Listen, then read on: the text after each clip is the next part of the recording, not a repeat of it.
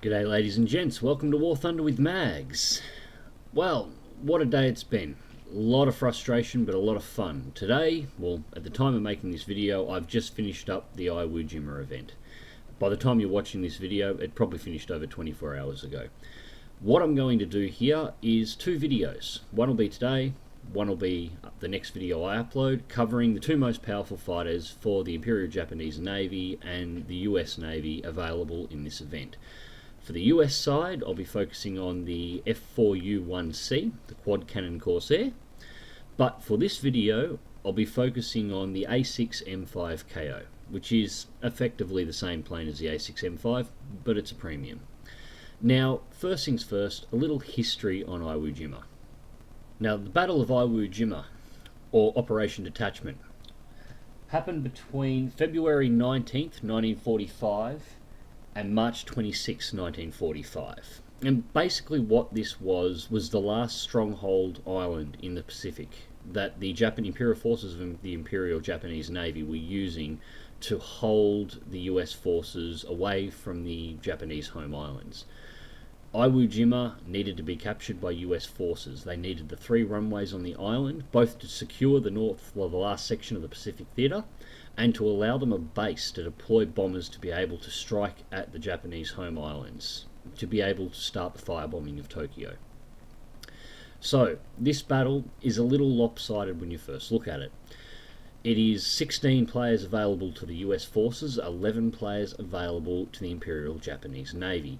Now the reason for this is this battle was lopsided. The US came at Iwo Jima with everything they had. Japan at this stage in time, their carriers were all but gone, if not gone. I can't remember if the last carrier had been destroyed at this stage. Their air forces were near crippled. The last of their pilots were basically green recruits. Their aces were all dead.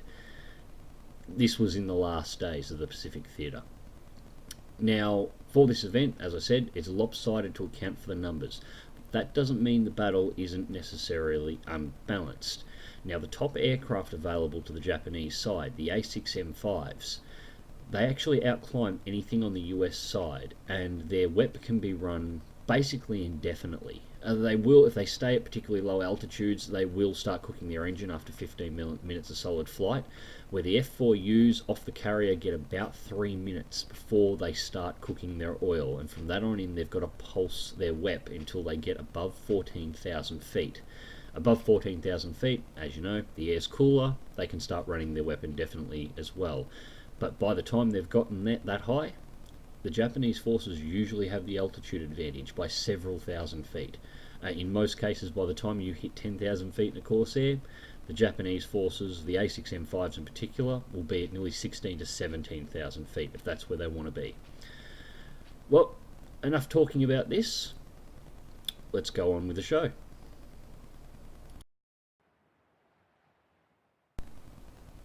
So, the A6M5 KO.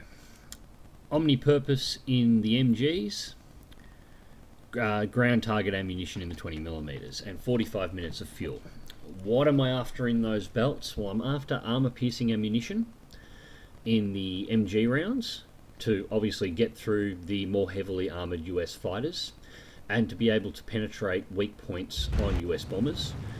I'm after the incendiary ammunition that's also in the omnipurpose belt for lighting fires for exactly where the spots where I'm shooting in both aircraft. And the ground target ammunition, I'm after armor-piercing capability on the shells, high explosive capability, and the incendiary capability as well, for exactly the same reasons. I need the biggest amount of punch I can get. Why am I not using stealth ammunition? Honestly, I'm not particularly great with Japanese fighters. This is why they're my lowest, the nation that I have at my lowest national level. It's not their maneuverability or their flight characteristics that bother me. They're not bad aircraft. I'm just not particularly good with their guns, and I'm not particularly good at leading them. They tend to have a higher fall-off than I like, so I don't do particularly well. 400 metres range on the guns, a good convergence range for a fighter that's manoeuvrable, that's going to get in fairly close, and considering that the US fighters are generally faster in a straight line, I need that little bit of range to be able to hit them out. And as for the 45 minutes of fuel, well, I'm going to be wepping pretty hard, so I'm going to be burning through my fuel load quickly, I want the endurance. I don't want to be stuck in a position where I have no ammunition and no fuel and have to RTB while there's enemy fighters over the base. So that's the reason for my loadout. Start the match going straight for altitude. I've lined up this cloud bank. I want to get in it and above it. I want the cloak from it. I want the camouflage. I want to disappear. I do not want the American fighters to see where I'm coming from. You'll also notice I'm not climbing at the enemy. This is because, well, for exactly the same reason. I want to get to altitude and be invisible and engage the enemy on my terms. I don't want to engage them on theirs. The higher up on the cloud bank I can get, the higher altitude I can get, the more advantage I can get. Now, the Zero isn't a boom and zoomer, so it's a turn fighter. You would assume that staying low, staying medium, climbing high wouldn't matter. Just because it's not a boom and zoom aircraft doesn't mean you can't boom and zoom in it. You can do that in any aircraft in the game. It's just that some aircraft are designed to do it better. Now, altitude is important regardless of what you're flying. The easiest way to think of battles is in 3 stages. You've got the high altitude battle, the mid altitude battle, and the low altitude battle. The low altitude battle is between sea level and 8,000 feet. The mid altitude is from 8,000 to about 15,000 feet, and the high altitude battle is from 15,000 and up. Great cockpit for for full wheel battle players too. Despite the ribbing, the rear view is one of the best in the game to be able to see down past the tail. Great view to see around. I'm not liking the position of that sun though. It's nearly behind US forces, which means we're flying into the sunlight. They're going to be harder to spot. Now, anyways, as I was saying about battles, you always have to win from the top down. If you're fighting from the bottom up, you're always fighting at a disadvantage. If you first engage in combat in the high level battle, 15,000 feet and up, and you win, all the fighters that are above that level that engaged in that fight now have an energy advantage on the mid-level fighters, so you work the next step down. You engage them. If you win that battle again, using the advantage from the first one, you now engage the low-level fighters. You carry the advantage with you, always having the altitude on your enemy. If you start going in at low and mid-levels, you're fighting uphill from the very beginning. The other thing to remember is aircraft performance is, well, it's tuned to levels, and most of the fighters around this sort of a level are tuned to fly at around 15,000 feet, 16,000 feet. Seems to be about the optimal level across the board. That was the area they tried to fight in. Aircraft performance, the closer you get to your optimal altitude, gets higher. You'll notice with the Zero, the higher I get, the closer I get to my optimal altitude, the faster this thing gets. So you see, I've climbed up over the cloud bank, first target spotted, second target spotted, 2 F4Us, most likely 1 Cs. I've 13,000 feet, I've got an altitude advantage on both of them, I have allied fighters up here with me, we have the top deck, this fight is ours. And there they all are, running right below. So, there's nobody above, time to start going down, taking out fighters. Now, a few of the Japanese aces are probably going to point out here that I'm making lots of mistakes on my shooting. As I said before, I'm not the best with Japanese planes. I'm only national rank 13 at the time of this battle, I believe. I just never seem to get them go. But, first dive in, boom and zoom, use the speed to pull out. I'm actually outrunning the Corsair because he is already in a low energy state. When the fight was engaged, he can't finally keep up with me, and I've got a crit and I've crippled the first enemy aircraft.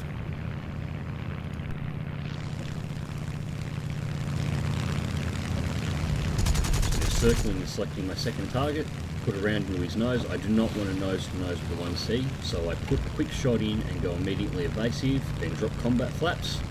I forced him into a turn. I can outturn an F4U, no problems at all. In on his tail, trying to spike some shots off at him. Probably wasted a little bit of ammo there. I was leading for a high velocity gun, but I'm all over this guy. Another hit. Just follow him around. Once you've got a Zero on your tail, they're very hard to evade, and this guy is doing everything wrong to try and outrun one of these.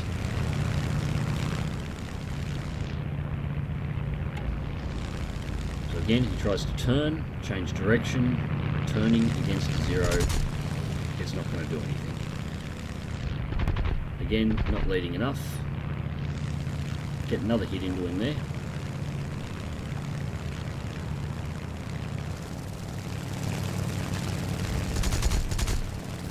Another good hit. See why I was going for the AP rounds. These things are durable. You've got to hit them a lot. Or hit them well. I'm not aiming well enough here. But that last shot there crippled him. He's in the tank. Now I'm flying right over their cargo ships here, so I have flak fire everywhere. There's a point here where I've never seen so much flak coming in my plane at one time, ever. So, second Corsair.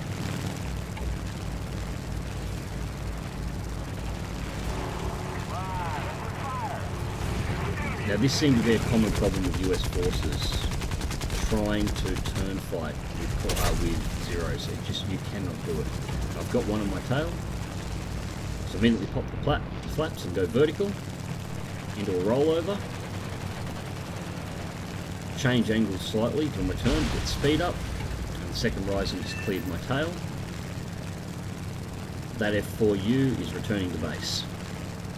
I'm sort of looking, he's got 2 fighters on him already, the third rising is going in after him. There's no need for me to be there, so I'm banking off. We have more targets behind me. These need to be dealt with. And there's only me in the area to deal with them. So I'm just picking out targets. The one up to my left is looking better. I'm sort of just watching the overview for the map. The enemy team's lost a lot of aircraft, we've lost a few as well. The fight is tight. This is happening fast. There's one thing I noticed with the Iwo Jima event. The battles never lasted long. There was none of this hour-long battles. 15 minutes. They were arcade-length matches, and it was great, especially with the rewards on them, which I'll mention in the end. So, I have 2 targets here. I have my pick.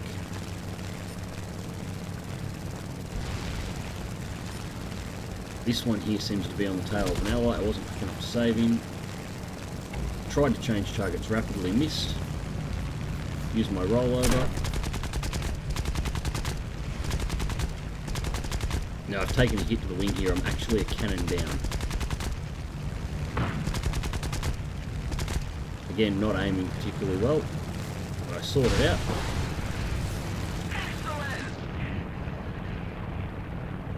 That's second kill.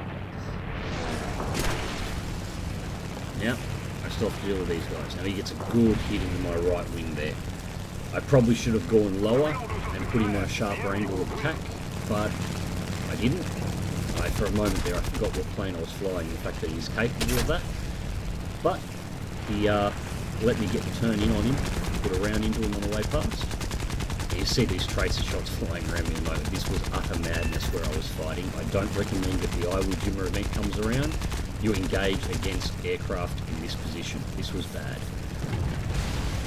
So just peppering him down again. I've crippled his control surfaces. Third kill. Now I've taken critical left wing damage. My ammunition's starting to run low. I took a hit to the front of the plane. It's taking out one of my 20mm cannons, and I'm sitting in the middle of the swarm of all their landing craft. So I'm getting the hell out of here. I'm trying to keep the plane rolling so that the AI gunners don't get a lock on it. And just look at the shots. Look at them. The AA fire here was so thick I could have got out of the plane and walked to the ship without touching the water. It's insane.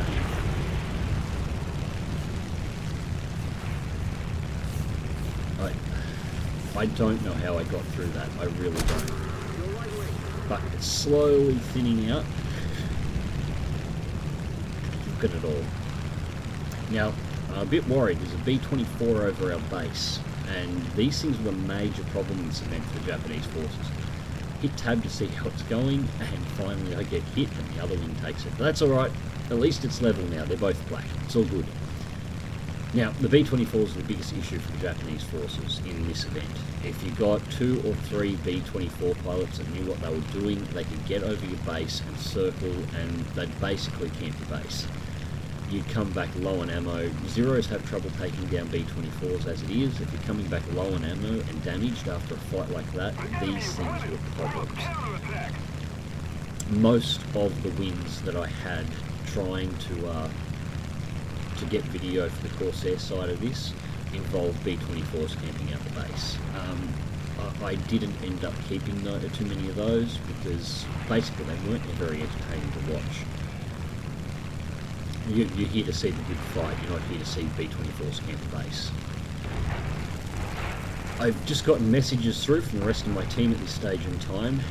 The A6M5 to the upper right is out of ammo. The A6M5 to the left is out of ammo. The one that is behind us at the moment is also out of ammo, although he doesn't make it back. AAA gets him on the way on his return trip. Thankfully, the F4U that was RTBing as well managed to get the plane down on the carrier deck, but a little bit too hard, and he tried to pound himself through the bottom of the hull. So it's only the B-24 left to go, and I am the last person flying in our team that has ammunition. And all I have is 7.7mm rounds in an aircraft that is crippled, has rudder and elevator damage, aileron damage on both wings, and the actual lifting wings is ruined. But I'll give it a crack and see if I can at least buy some time. So diving in and trying to get some speed, catching up on him, and I'm trying to pepper my shots into his rear elevator. Try and cripple it, try and remove his maneuverability. Unfortunately, I ran out of ammunition. I only had about 30 rounds. So I tried to get back to base, and he got on manual control of the guns, and well, he did some brilliant shooting, and that was my plane out of the battle. So that was it. That was the end of my first battle in the Iwo Jima event. This was the first time I'd flown into it. Thankfully, I did manage to buy the team enough time by making the B-24 go out all over the bay. Our Zeros, our other two A6M5s managed to get wheels down on the ground and get repairs and ammunition up, and a few moments later managed to take off and finish the job. They just took him on one at a time, avoided his manual control gunner fire, and we won the match. But we'll skip through to the end. So, how did we go for the match? 3 kills, but we lost the aircraft. Well, there's national rank 14 in the Japanese. That's always a good start. We came in at first place, only just managed to beat second place on the team. There was only a few points in it. We came in with 3 air kills, 125,810 Silver Lions, and 271,770 experience. Now keep in mind, this is a premium aircraft on a premium account on the daily double. This was the first match of the day that I flew, and this event has a 15% Silver Lion bonus on top of the normal historical bonuses, and a 15% XP bonus on top of the normal historical bonuses. So yes, that is Iwo Jima from the Japanese side in the A6M5 KO. Hell of a plane, hell of a fight, a hell of a lot of fun. I did enjoy this. I don't play events enough, to be honest. I think I'll be doing a few more of these in the future because this was good. Anyways, ladies and gents, I hope you enjoyed this video. If you did, please click like, subscribe if you want to see more. Fly smart, fly safe, and I'll catch you in the skies.